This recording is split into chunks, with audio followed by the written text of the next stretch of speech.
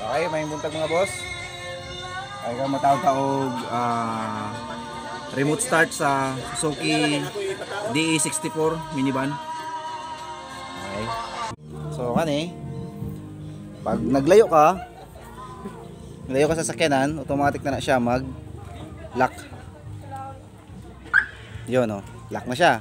So karon kung gusto niyo siya i-start sa remote, long press lang ang lock para mag-start yung sakyan.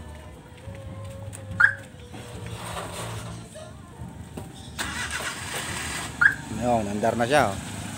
Diba? Okay, so mga boss, kung gusto nyo po na matuto paano magkabit ng remote start sa Suzuki minivan, tapusin nyo lang po yung video na to. Sigurado ako may matutunan kayo rito. Okay, so please enjoy. Ayos.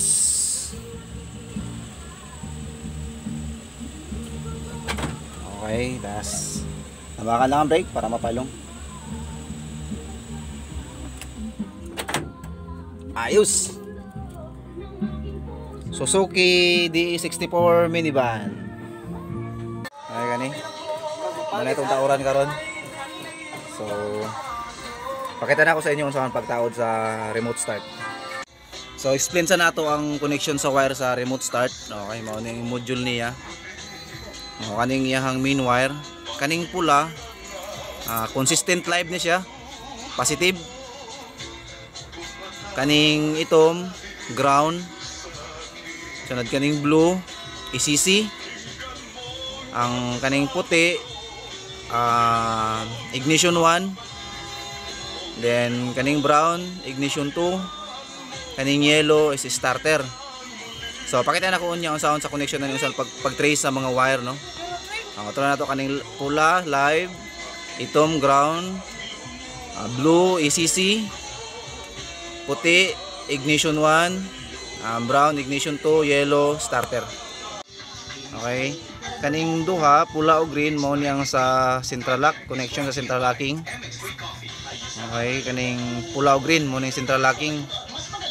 Kaning brown para sa ignition coil, positive. Ang puti is brake, positive sa brake. Ang itom para sa siren, muna sa siren.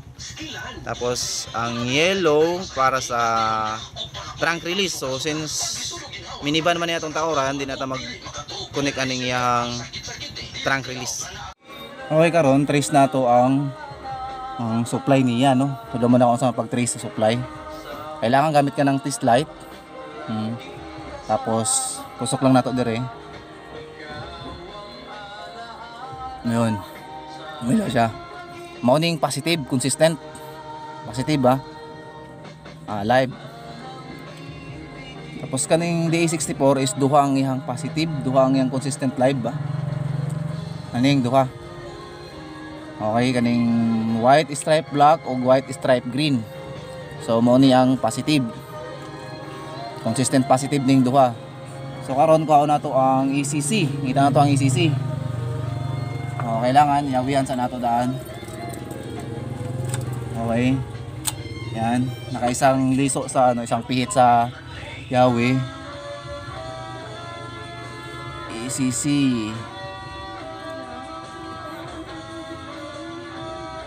Yon. Pagka kung kuha ang yawi, dapat mapalong ang siga. Ano? Ayan. ECC. Color blue. Solid blue lang siya. ECC. Okay, so ito na to ha. Ang live is white stripe black, white stripe green. Duha ang iyang positive, duha ang iyang consistent live. ECC is color blue. Okay, kuha naman na to ang ignition. Ignition.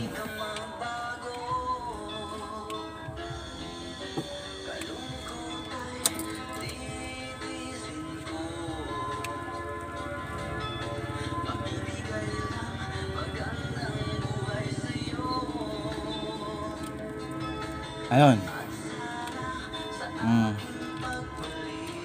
Siga, no? Pag ibalik na to sa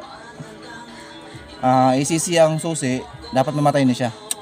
Ayun, no. So muna siya ang ignition. Tapos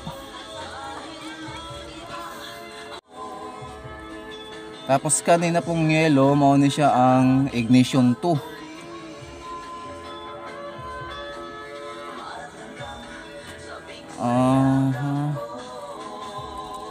Ano, ignition 2. Dapat pag ipa-start ang sakyanan, dapat mamatay na siya. Kanya pag naka-andar na, usa pa siya mabalik usiga. Mauna ang ignition 2. Itong kanina is ignition 1. Oh, yun. Diba namatay? Tapos pag andar na, balik siya siga. Muna siyang ignition 2. Color yellow. Okay. Tapos last is ang starter.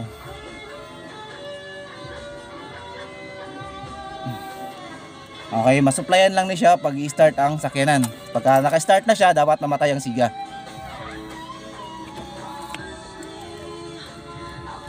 Yun o. Yun ha. Okay. So nakuha ba nyo mga paps? Ang pula stripe black is ang starter. Tapos yellow ignition 2, blue stripe black ignition 1, white stripe black o white stripe green consistent positive live. Tas ang plain blue kani na wire is ACC. Okay, so tap na tato. Okay, yan na, connected na siya mga boss. So explain na to otro ha.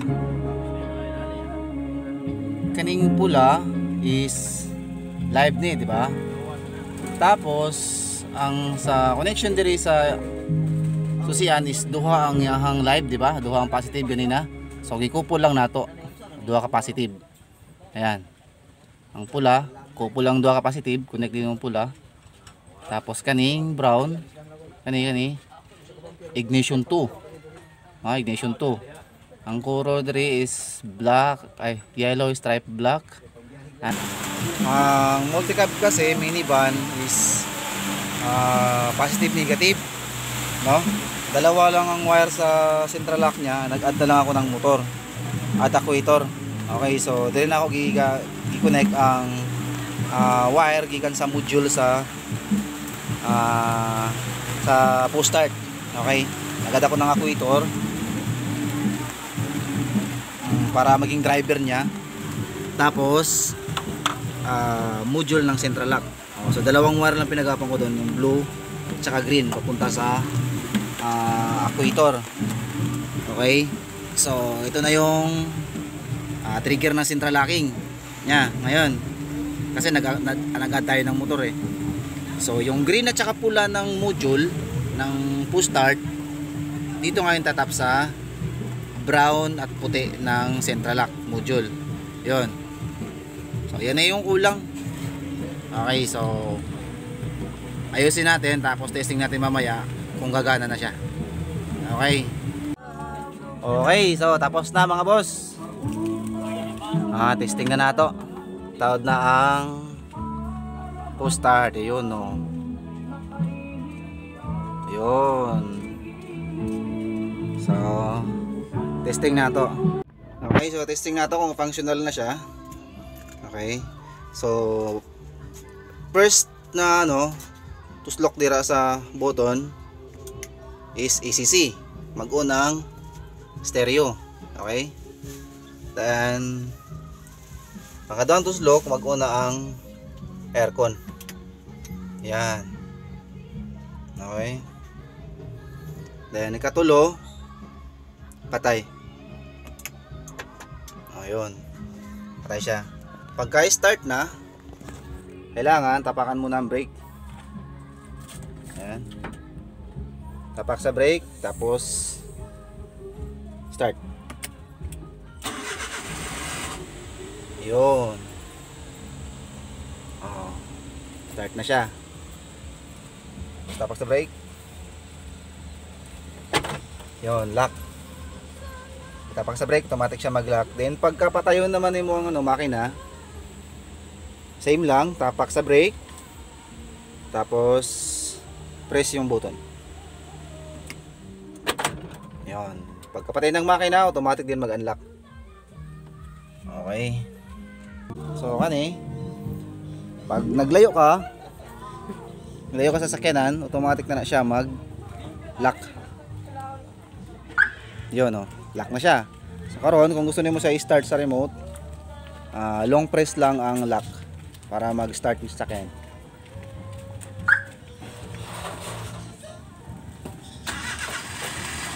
Yun, andar na siya.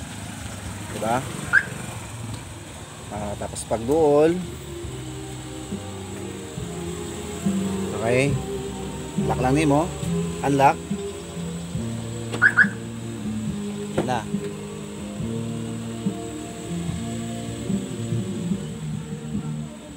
Ayos.